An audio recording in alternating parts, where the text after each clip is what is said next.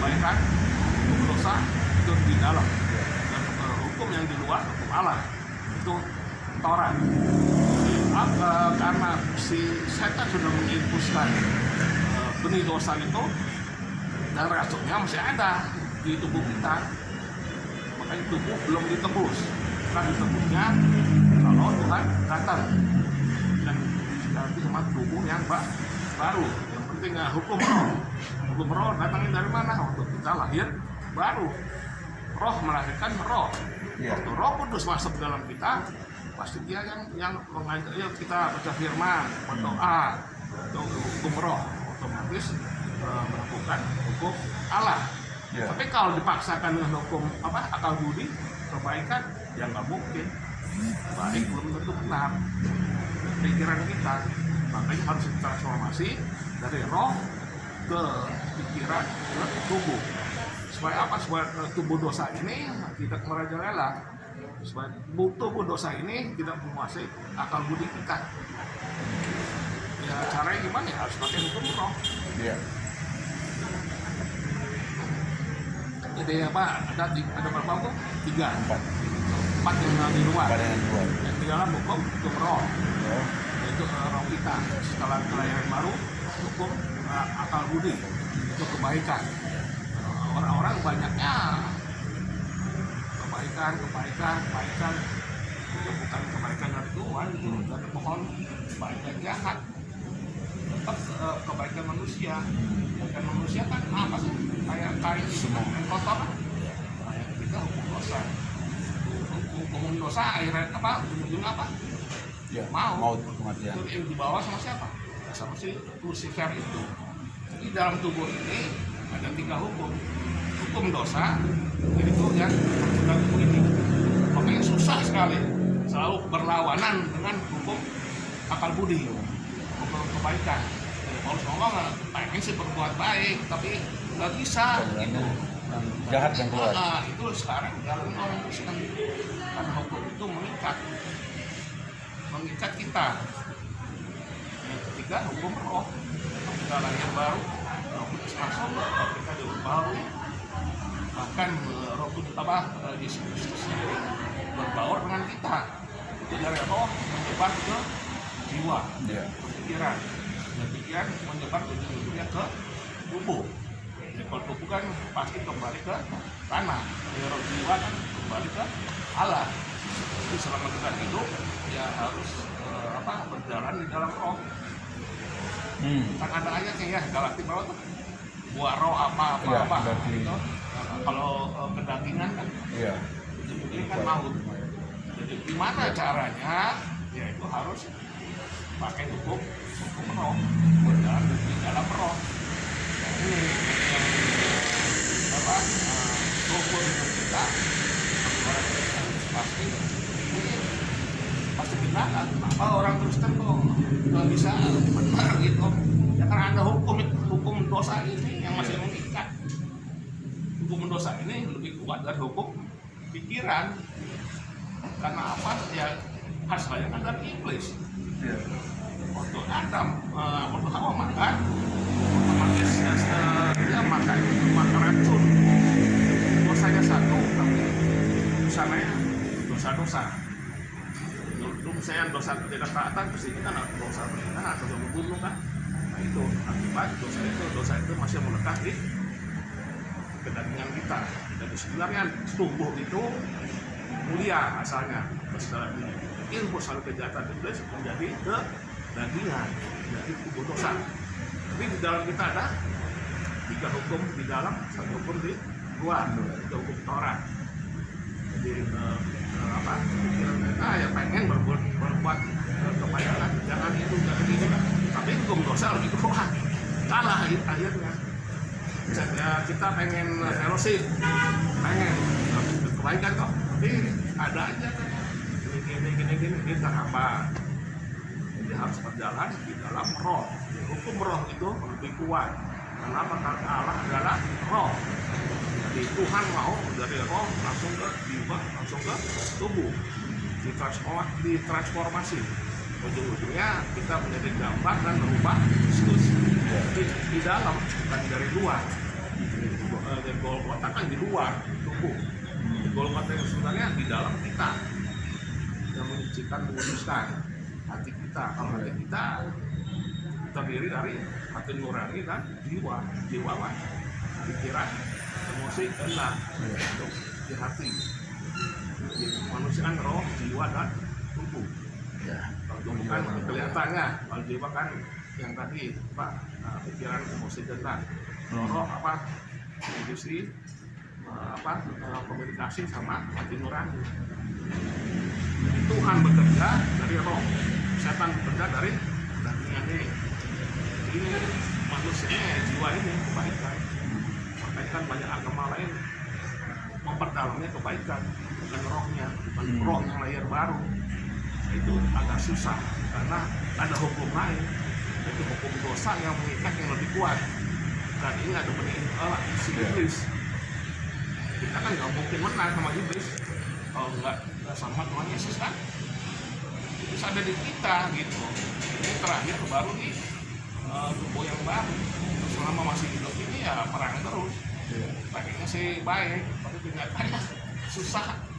Akhirnya baca firman, tapi kenyataannya ada aja. Ada perbedaan itu, ini masalah pikiran kan. Oke, jadi apa? Ya, kita apa? Mungkin para pendeta lebih paham lah. Enggak, ada yang mau silakan. Nah, mungkin ada yang mau bertanya. Nah, kita kan orang hukum, jadi ada hukum di dalam kita. Betul. Gitu. Dan hukum itu kan mengikat. Oke? Jadi apa? Ya. Mungkin waktunya Pak. Tidak apa-apa. Masih ada waktu sedikit. Jadi kita ya sekarang yang itu ya hukum roh itu. Iya. Hukum roh yang menjelaskan dari hukum dosa. Hukum kan cepat sesat gitu. Karena roh Allah sendiri ada di kita. Tapi kita lambat. Kalah lagi kan ada hukum lain yang lebih kuat ya. Hukum dosa itu semua tetapi kita lawan hukum akal budi, hukum kebaikan. Ya, nggak akan menang kalau hukum dosa di dalamnya ada setan kok. Ya, kita masih ada benih-benih setan. Makanya kalau orang ilmu pasti cepat karena ada benih setan. Nggak diundang juga jadi gitu. Jadi ada benih-benih sih. Iblis ada hukum dosa maut. Kalau Yesus hukumnya apa? Hukum kebenaran kan kehidupan. Nah itu yang lebih kuat karena ada Yesus di dalam. Semua kan udah dikalahkan kita saling. Tinggal gimana caranya untuk membersihkan di dalam ini. Bukan Yesus masuk, Yesus bukan di luar, di dalam. Karena Allah adalah roh. Roh Yesus Kristus masuk, dia akan menguatkan dan apa? Hancurkan segala hukum-hukum yang lain. Jadi apa? Ya kalau kita orang hukum ya harus mengerti ada 3 hukum ini. Mengapa kita kalah terus gitu? Ya karena kita nggak berjalan di dalam roh. Kan upah dosa kan maut, roh kan hidup. Oke, jadi mungkin itu. Ya mungkin belum pernah dikotbahkan. Iya, tidak apa-apa. Sekarang mungkin Prof contohkan satu kisah yang terjadi di Alkitab antara hukum dosa dengan akal budi dan hukum Tuhan. Ya, gampang ya. Yusuf aja. Yusuf kan digoda sama istri Potifar.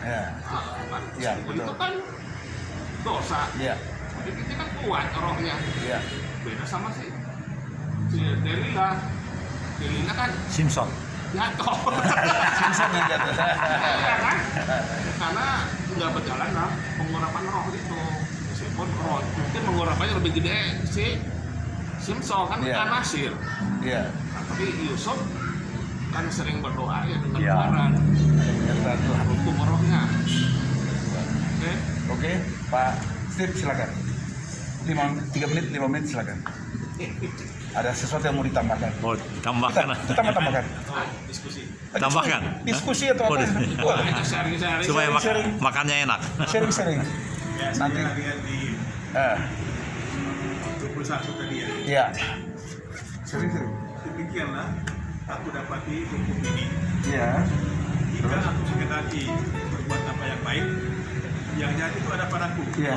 Nah, jadi dalam kita ini Iya.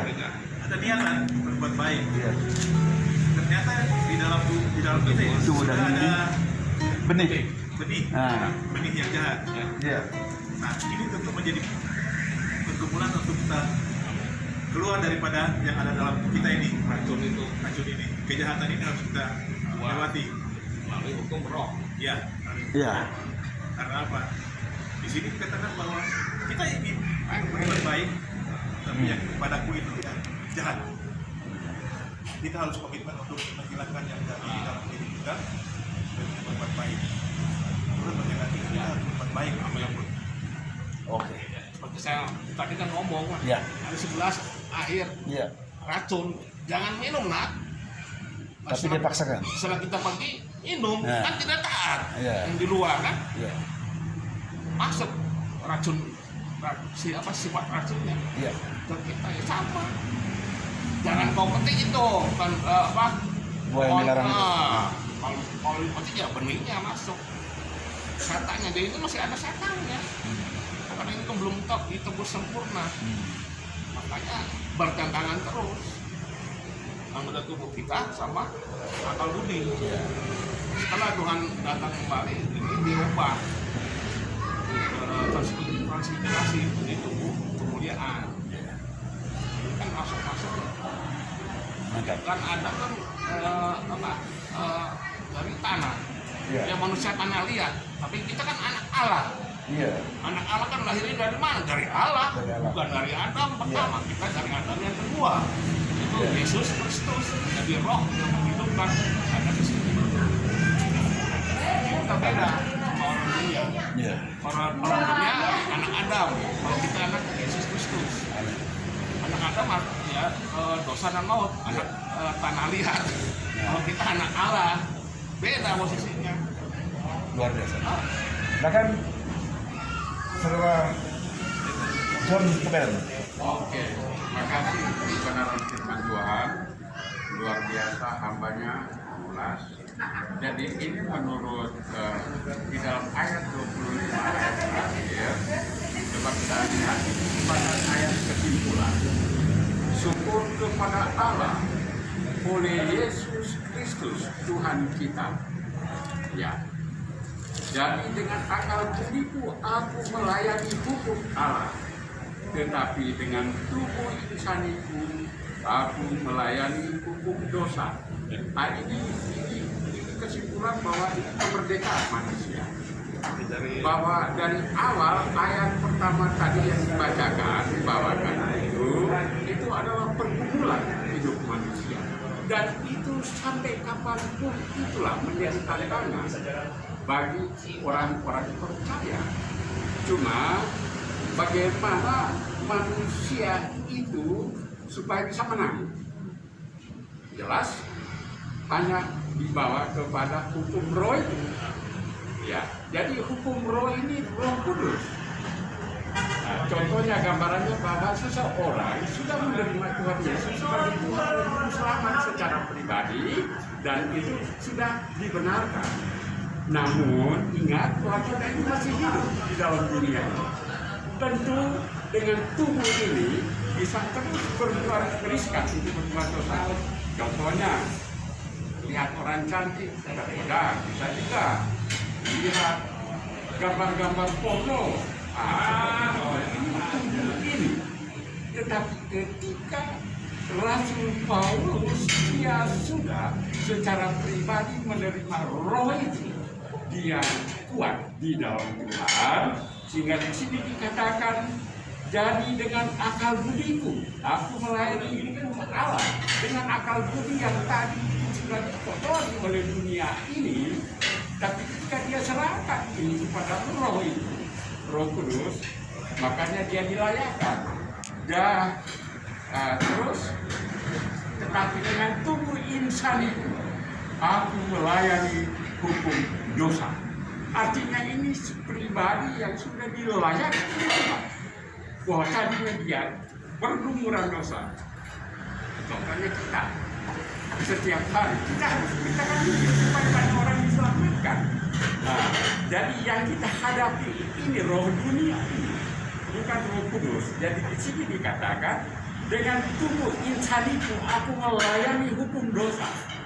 Artinya tubuh yang tadi sebelum di dalam roh, ini yang harus dilayani yang sudah ada di dalam roh, dan sinilah kekuatan Allah itu. Mungkin sampai di sini. Ya, silakan. Oke, kita baca. Jadi dalam akal budiku pikiran Ya. aku melayani hukum Allah. NNC kemarin sih kan hukum Taurat. Iya. Jangan membunuh, jangan apa-apa. Iya. Nah, melayani, tapi mampu nggak? Iya. Mereka nggak mampu. Nggak mampu. Soalnya udah diperbarui roh Ya. pikiran, bukan pikir aja, roh pikiran diperbarui. Terus roh pikiran, bukan pikir roh pikiran. Jadi roh ke pikiran, sumbernya roh, roh ke pikiran. Jadi apa kita nggak mungkin nggak akan budiku melayani hukum Allah, mungkin nggak? Top 10 hukum Taurat bisa nggak di itu Ya. melayani hukum itu? Kan nggak mungkin, karena ada dosa ini. Tapi roh pikiran kita diperbaharui, pikiran Kristus. Amin. Bisa. Makanya dari roh langsung ke jiwa, pikiran diperbaharui dan itu ke tubuh terakhir. Artinya menjadi gambar dan rumah Ya. Kristus itu yang terakhir. Bukannya jadi kaya, bukannya jadi bangga. Jadi gambar dan rupa Kristus itu tujuan Allah menciptakan manusia. Dan manusia hidup dengan Allah, Amin. Allah dengan manusia. Itu adalah Yerusalem yang baru. Manunggal ilmu. Manunggal dengan Yesus Kristus melalui rohnya. Allah itu adalah roh. Jangan menunggal dengan kali jaga. Ya. Jangan. Ya. Oke, udah? Pak Yosef ada? Saya hanya Dikit. Ya. menyebutkan ini indah. Ya. Hukum yang diberikan Yesus itu hukum kasih. Sesama vertikal dan horizontal itu kita bersama. Ya. Nah, apa yang disampaikan Pak Dr. Renaldo itu, bagaimana kita mengimplementasi tadi? Yang pertama hukum dosa itu, Ya. kedua hukum akal budi, Ya. ketiga hukum roh. Nah, kesemuanya ini Ya. untuk Ya. ada 3 variabel tadi itu. Yang Ya. variabel pertama tadi hukum Iya. dosa, variabel kedua akal budi atau etika, yang ketiga hukum roh. Keempat, hukum Variabel kedua. ini ada yang bebas, ada yang terikat. Nah, bagaimana untuk memenuhi hukum kasih itu agar kita bisa berdampak terhadap amanat agung Tuhan? Tentunya ketika kita menyelesaikan amanat agung Tuhan, kita akan sama-sama seperti yang dikatakan tadi akan masuk ke dalam Yerusalem. Nah ini, jadi ya memang ada keterkaitan di dalam 3 hukum itu, yang dimana manusia ketika permasalahan yang ada pasti ketiganya itu saling berkaitan. Tetapi ada yang bebas yang menetralisir hukum yang ketiga tadi, hukum roh. Karena tanpa dia yang 2 ini tidak mungkin. Karena lebih dominan kalau saya lihat yang hukum dosa. Sejak dari nenek moyang sampai ke era Yesus Kristus itu mengikat kita sebenarnya. Tetapi kita puji Tuhan karena ada hukum yang ketiga itu. Amin. Hukum roh kita bisa dinetralisir. Haleluya. Bisa ada seperti sampai saat ini. Saya rasanya itu. Ya. Jadi sebab mereka yang hidup menurut daging memikirkan hal yang dari daging. Ya. Mereka yang hidup menurut roh memikirkan hal yang dari roh. Karena dengan daging adalah maut, tapi dengan roh adalah hidup dan damai sejahtera. Amin. Oke? Ya, silakan Pak Sobat. Saya mengaminkan aja dulu. Oh, Jadi mengaminkan. saya sangat berterima kasih karena sehingga karena di Fakultas Teologi nggak ada ini. Terima kasih Pak. Amin dulu. Keinginan daging adalah perseteruan terhadap Allah, karena ia tidak takluk pada hukum Allah. Hal ini memang tidak mungkin baginya, kan nggak mungkin. Harus melalui hukum roh itu. Mereka yang hidup dalam daging tidak mungkin bergerak ke darah. Tapi kamu tidak hidup dalam daging, melainkan dalam roh. Jika memang roh Allah diam di dalam kamu. Oke. Haleluya. Kita Ya, 2 menit. siap. Sudah? Sudah. Ini luar biasa sekali. Kita harus sadar ya, pada hari ini memang si iblis ini yang menyamar sebagai malaikat terang, kemudian sebagai singa yang mau ngaum, siap selalu menerkam mangsanya ya. Tapi saya tertarik dari apa yang sudah dijabarkan. Saya ingin kisah nyatanya. Contoh peristiwa Kain bunuh adiknya Habel. Itu jelas-jelas keinginan dagingnya lebih kuat. Padahal ketika itu Tuhan sudah ingatkan dia. Ada hukum Tuhan yang berkuasa atas hidupnya. Asal dia mau tunduk. Kain, di manakah adikmu Habel? Kain menjawab, aku tidak tahu. Kemudian dia kembali berbuat dosa dengan perkataannya. Apakah aku penjaga adik? Itu benih dari ular ketika Adam jatuh dalam dosa dan Hawa jatuh, itu begitu kuat menyerang sehingga dia ingin seolah menghindar dari apa yang Bapa di surga tahu. Tidak mungkin Tuhan tidak tahu. Hai Kain, di mana engkau? Atau ketika katakan Adam telanjang, hai Adam, di mana engkau? Tuhan tahu semua, tapi kenapa Tuhan tanya? Karena ingin keterbukaan. Rupanya si Kain ini dia tidak terbuka di hadapan Tuhan. Dia lebih kuat tunduk kepada hukum dagingnya. Sehingga dia dengan diam-diam membawa saudaranya Habel ke dalam. Disitulah dia habisi. Karena ada hukum roh atau hukum Allah yang memerintahkan dia. Jika engkau muram, hatimu panas, dosa sudah mengintip di depan pintu. Nah, ini yang terjadi pada kisah Sambo. Kita tahu Sambo orang yang pernah belajar tentang Tuhan. Dia ikut melayani. Tapi kenapa begitu teganya? Karena hukum yang ada dalam dirinya itu dua-dua berkecamuk. Ingin dia berbuat baik tidak dapat dikuasai. Iblis yang menguasai. Jadi saya yakin ini benar-benar luar biasa yang dipaparkan hari ini. Besok-besok kita sharing lebih jauh lagi. Jadi hukum Allah kan di Iya, luar. silakan mungkin. Hukum Allah di luar. Ya. Apa yang tadi ngomong ayat lain Iya, itu gimana, Kak? di luar. Iya. Sekarang hukum roh di dalam. Nah, Roh Kudus sudah masuk. Amin. Nah, itu lebih bisa dilaksanakan. Iya. Lebih bisa mengatasi jiwa dan tubuh. Betul. Makanya apa yang dikatakan tadi kan Betul. sudah jelas ya. Iya. Nah, begitu kuatnya Hukum dosa ini. hukum dosa ini Ya. sehingga Kain orang pertama kali yang membunuh. Ya. Jadi pembunuh berdarah dingin, katakan begitu. Habel ya. Ada atas Habel Ya. tidak mampu Ya. menguasai dirinya oleh kuasa Ya. dari Bapa di surga. Karena ada racun-racun dosa. Ada racun dosa itu. Jadi dosanya satu awal kita taat. Dimakan dari banyak racun. Amin. Rupanya kita harus garis bawahi. Ternyata dosa ini ada seorang khotbah dia bilang begini. Dosa itu seperti kekuatan sebuah dinamit yang dijatuhkan, bom yang dijatuhkan di Hiroshima Nagasaki pada tahun berapa itu hancur begitu kuat. Ketika manusia masuk dalam tatanan itu, dia tidak mampu. Dia pasti melakukan hal yang salah. Apalagi sekarang Tuhan racun. Amin. Ada di dalam. Ada di dalam. Luar Di biasa. luar. Orang nggak mungkin pengen berbuat baik tapi nggak bisa. Tidak bisa. Yang Pengen jahat yang keluar. baik. Firman kan seolah-olah nggak masuk karena belum lahir baru. Iya. Kuncinya kan di lahir baru. Roh ketemu roh Luar biasa. menjadi satu. Oke. Oke. Sip. Ya, Kita hentikan dan kita masuk dalam pujian. Di dalam teologi nggak ada ya? Hah?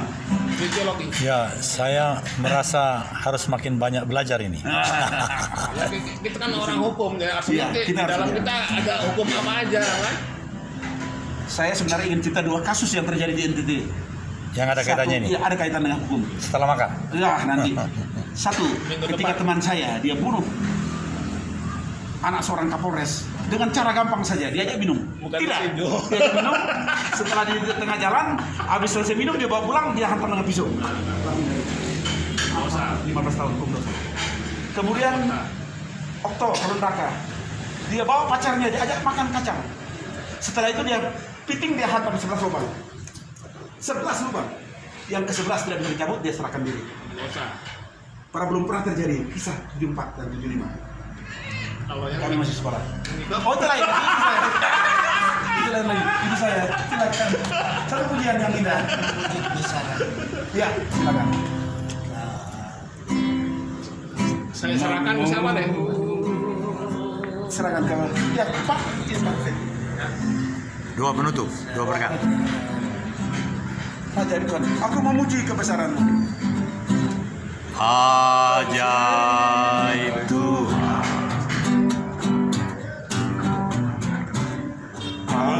Ajaib Tuhan. Kami memuji kebesaran-Mu.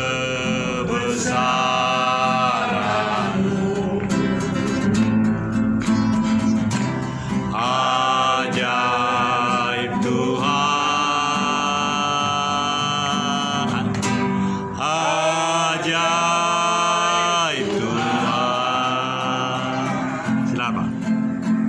Kita baca kepada untuk mendoakan untuk persekutuan kita. Iya, dua beban, satu payang didoakan. Tetap kita doa itu. Yang kedua, Pak Roy, Tuhan yang tolong.